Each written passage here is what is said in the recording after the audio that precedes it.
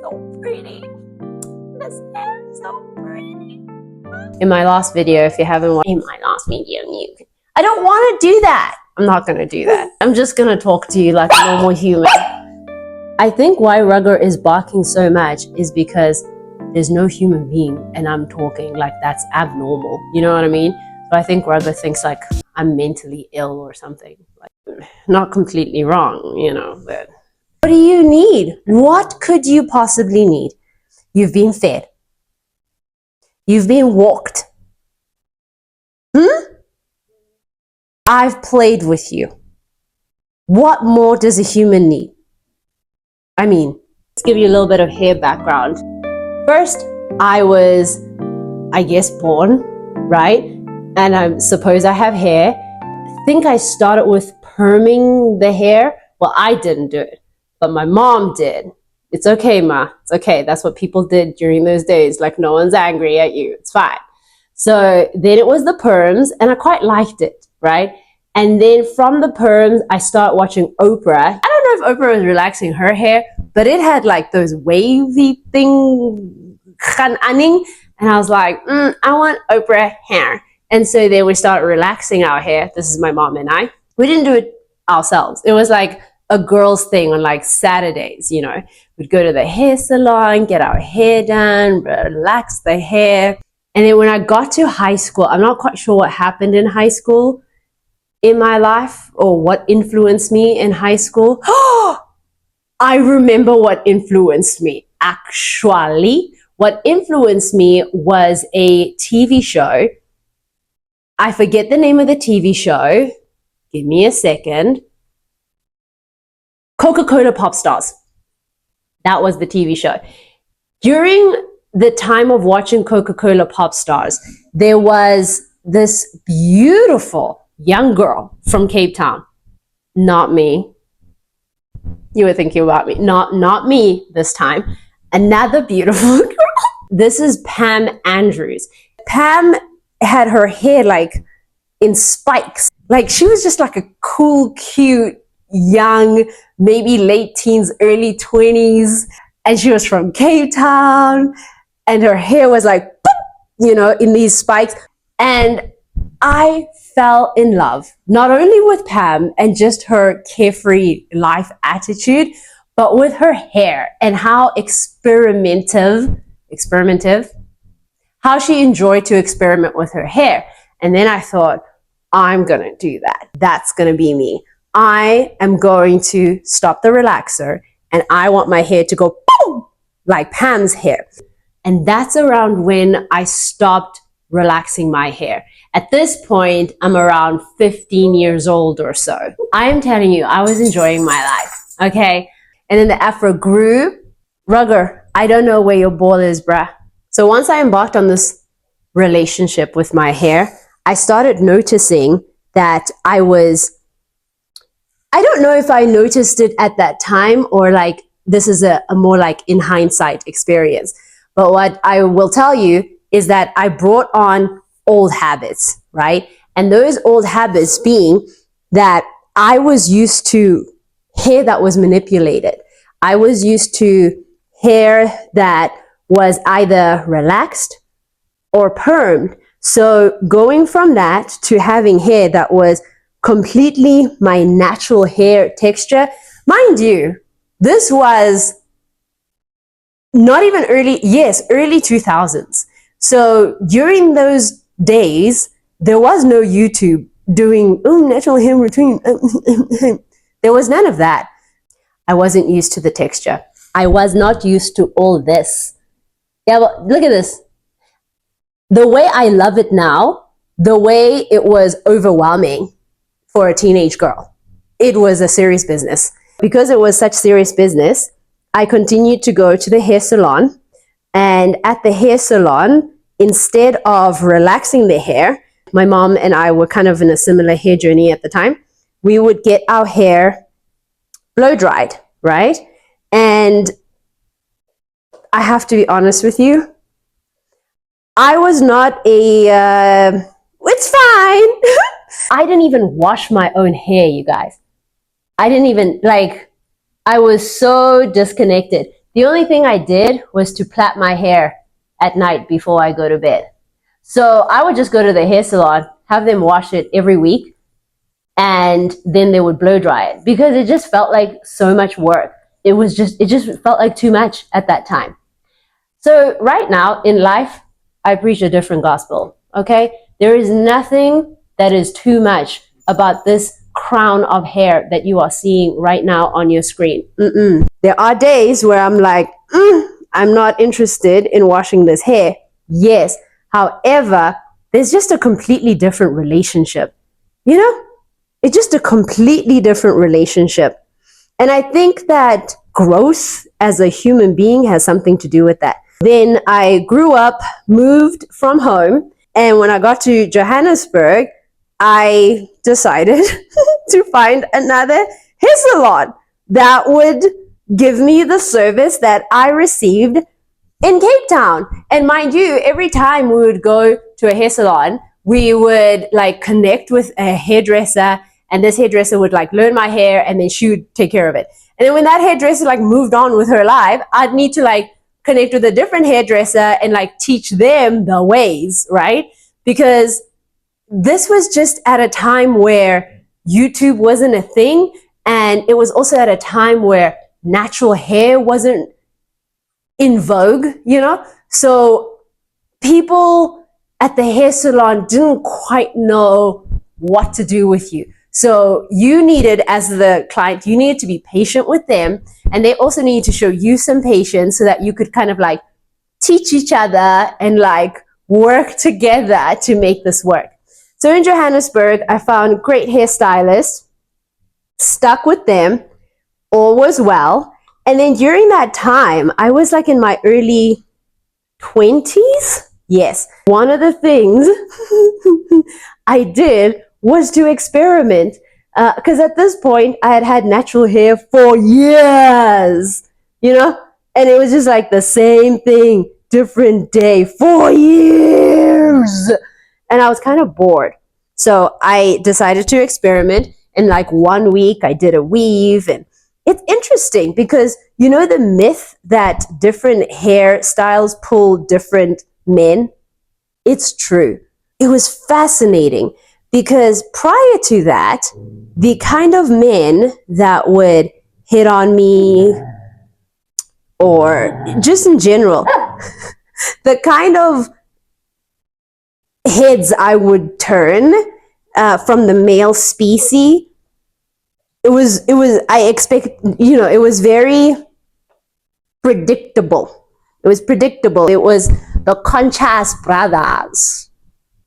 It was the brothers who thought that I was so deep and embraced my Africanism and all those kinds of things. It was a very certain kind of guy. And then when I had the weave just for the weekend, suddenly the BMW would stop.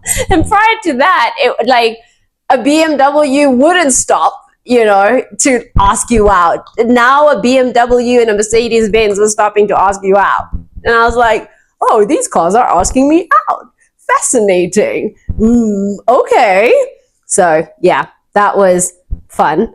But I somehow could not maintain the weave because I realized that I just wasn't in the financial tax bracket to do such a thing. It is far more work than I had imagined. I think I thought it was easier. Don't lie. Don't lie. It's not easier. You are lying to us. That's what you're doing. Weaves are not easier, okay? You're just used to it. So it feels easier for you because it is not easy.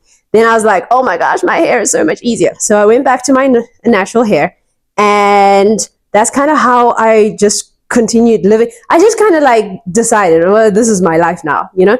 Sometimes I would have braids, and then I would cut the hair because I have this belief that you cut the hair, the hair grows. Like I'm not married to hair. If I cut it, it's gonna grow. I'm fine. This was until that pesky little alopecia snuck up on me. But I'm jumping the gun. Take 2 steps back. I get married. think I was 23. Was I 23 when I got married? Because I had a Uriah at 24. Maybe somewhere around there. I get married, and then baby comes along, and then in the experience of first baby, I lose my hair. Gone. Nowhere to be seen. And it started right in these little corners, you guys. It started right here.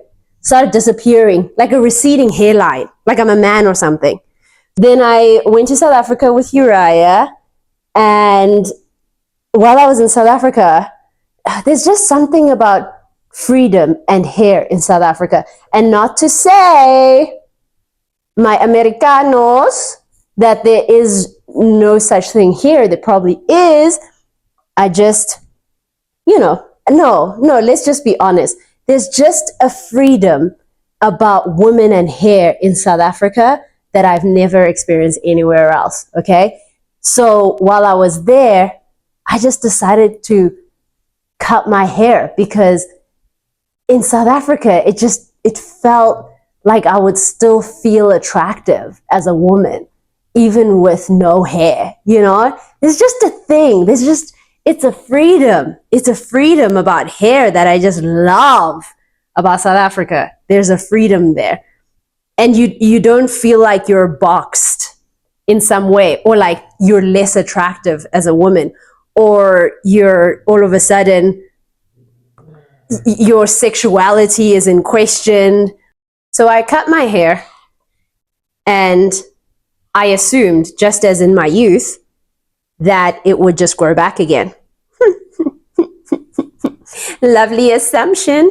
That didn't work out that way. It grew back, but I could feel it was different. I could feel it. It felt like steel wool, That's what it felt like. It just didn't feel like my hair anymore. And I don't know if it was because I've read up now about hard water, and I've lived in Colorado for the majority of my time in the United States. And during that time in Colorado, I've realized that I've had this back and forth, up and down with hair. And I think it really much has to do with the hard water, but probably also, we'll get to it now, some emotional things that were also going on within me. After that, I start getting braids and just kind of having fun with it, because I was like, it's over almost for my afro. It's let's bury it. Let's have the funeral. Let's say our prayers. Let's thank it for its time. It's done now, and it's okay. After Zuri was born, I just about gave up on hair, because if my hair disappeared post Uriah, post Zuri, gone. And I'm a hopeful person, and I lost all hope. I cut it short, tried to style it, and then I had a big conversation with myself, and I was like, it's okay. It's okay. You're still you. It's just hair. No worries. Okay? So at this time, I'm still married, right? So I'm like, it's good. Supportive husband, all is well, yada, yada, yada. Life goes on. Why would that even be a conversation?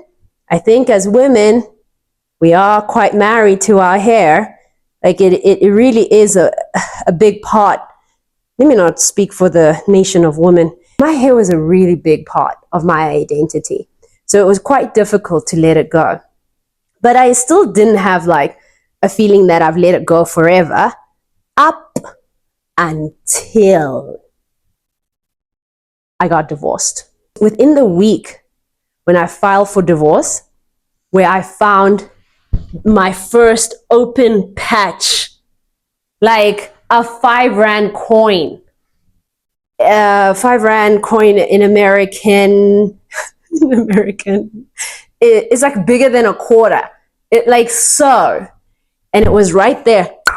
And then once I found one, I started finding more, right? And I found one here, and then here, and then there was one in this particular region. And I didn't have time to feel bad about it, but I did feel a little deflated. So I went to the hair salon and I got a haircut there. That's when I met up with the word alopecia for the very first time. I wasn't aware of this word prior to that. I felt like I didn't want to research it further because I didn't want to work on it. Like I just didn't have the energy to work on one more thing. So I let it go, and then I wore my hair short for years after that. I would even say 6 years. I just wore my hair short because I didn't want to deal with it. I didn't want to, by it, I didn't mean the hair. I didn't want to deal with having to connect with the fact that my hair wasn't growing anymore and that there was something wrong with my hair. I hadn't disconnected myself from my hair. I hadn't disconnected the feeling of my hair makes me attractive. Maybe this is immature and it's okay if it is, but my hair was just a big part of me, and the disappointment was just so heavy that I couldn't deal with it. So I just fully dissociated with it. I was just like, I just cut my emotions, and I became emotionless about my hair. And then it got to last year when I started my YouTube channel, and people started asking me about my hair. And so I was like, oh, that whole thing. Because I had chosen to not think about my hair so much, so to have questions about it, I was like, oh. Then I started to think about it again. And I wondered, could it grow back? And I know people were like, they meant this well, like, oh, I used to love your afro, da da da da.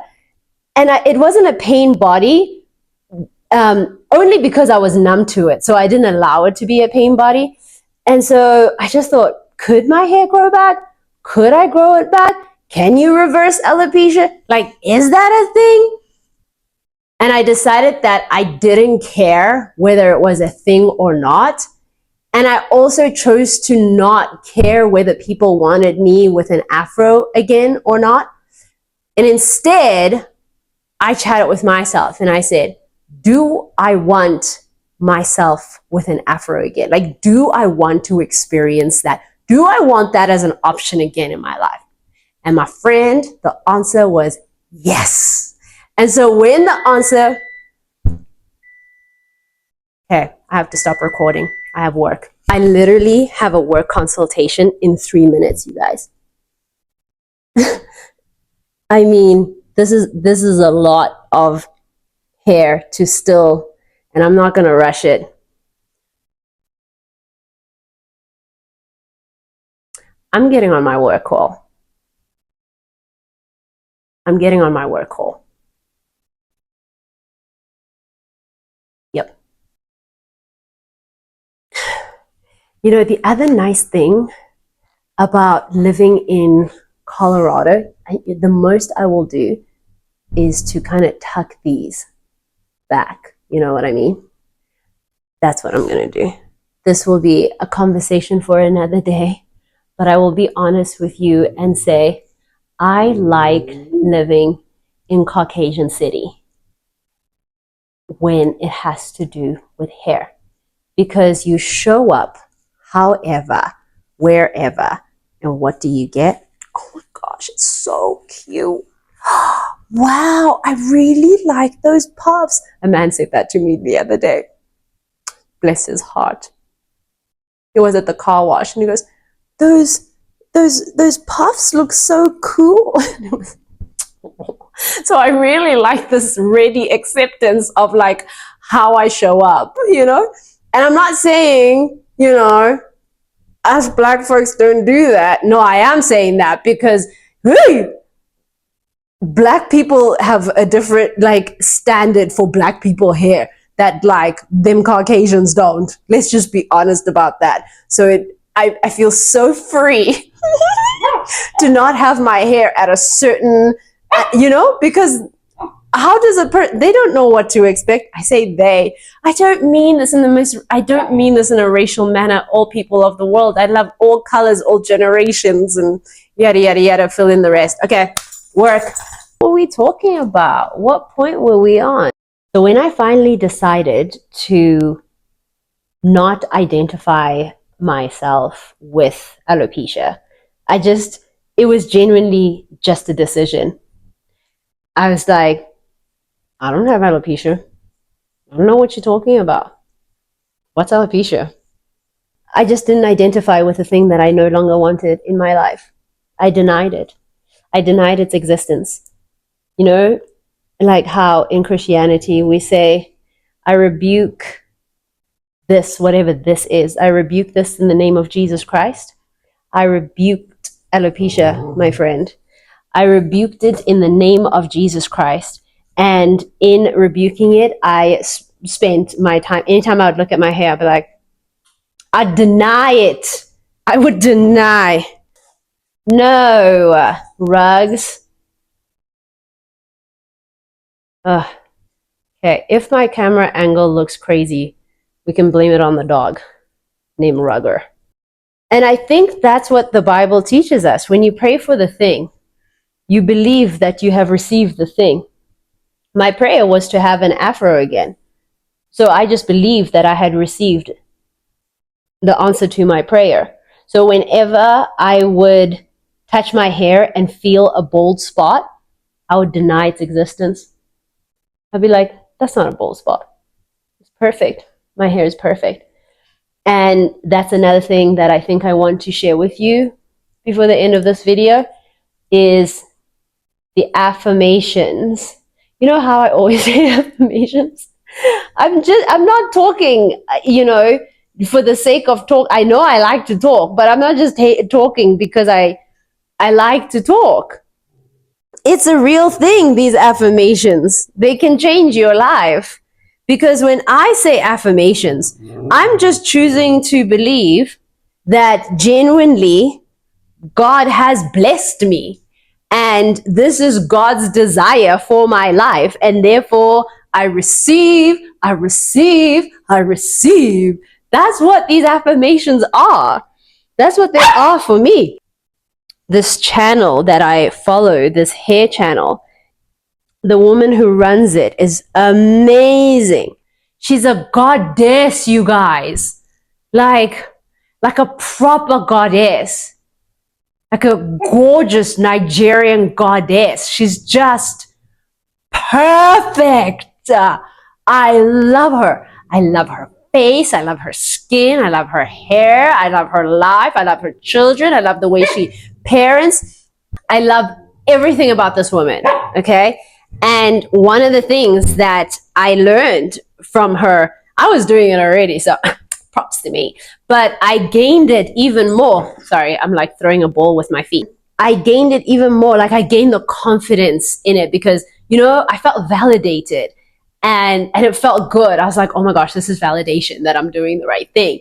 Is hearing her affirm her hair. And she's poetic. So you must go to her channel to get like this poetry. She's poetic. She says beautiful things. So every time I would do my hair after that, I would say these beautiful things on top of deciding that I have gorgeous hair. Like it was a decision that I made and no one could tell me otherwise. No one tried. I only believe the truth that has been cemented in my heart. And that is simply that I have gorgeous, beautiful, thick, full head of hair. And that's what I have. Okay. My hair then started growing and it's continued to grow. It's been now, I would say, 10 months. This was one of the problem areas. Okay. You see this area right here? Do you see the little hairs that are growing, which are going to become beautiful big hairs growing? I know I'm talking about hair, but it's not just about the hair. Raga muffin. If you don't stop the growling, thank you. Raga's like, what you gonna do? Nothing. Thought so. It's not just, it's about the hair, but it's about so much more than the hair. It's like, there's a self-loveness about this whole thing, okay? I just like it. I just like it a whole lot. And I love how growing my hair has reconnected me that much more with parts of myself that maybe I had forgotten. I feel like growing my hair has allowed me to reconnect with certain parts of just my own beauty. And that's not to even say that while I had shorter hair, I wasn't beautiful. I was killing the short hair game, like the shaved hair. Like I was. Another thing that I have been thoroughly enjoying is this right here. You see this? It's the touching of the touching. Can you feel it? Can you feel my hair? I love it. I love it. I love it. Something about feeling and touching the texture, the true and real texture. It feels like poetry. It just feels so good. It feels inspiring. I just love it. More than I have the word capability to share with you. I just love it. I really do. I find myself now being so grateful for my hair journey, for where it is now, for the experiences that I've had with my hair before. I'm just so grateful. And I think the main thing that makes me so grateful is the fact that this hair journey has really helped me in my self-care.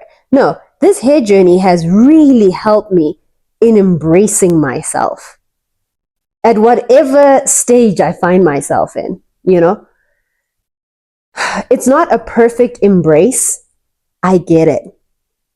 But it's an embrace nonetheless. And I'll take it. I'll take it. I really will.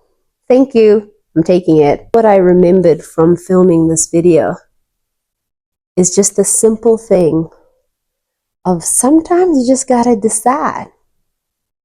Sometimes you just gotta say, you know what, body, we're not doing that. Or you know what, this is where we're going and we're gonna get there. Because I'm at this space in my life where that's the thing I want. You know, I remember a week into deciding to regrow my hair, one of the things I would choose to do would be when I stand in front of the mirror and touch my hair, aside from the affirmations, I would think, or rather visualize, the feel of my afro, like in my fingers, you know, just the feel of it. I would think about that feeling and how good that feeling would be. So now when I do get to do that, it feels so good. It feels so good. This is so satisfying. That's what my kids say all the time about anything. So satisfying, mommy. This is so satisfying. I think everything is satisfying to them. What a good way of living. Friends, we're done. Even Rugger's tired. Ainhle intombazana song. Thank you for watching. See you again soon.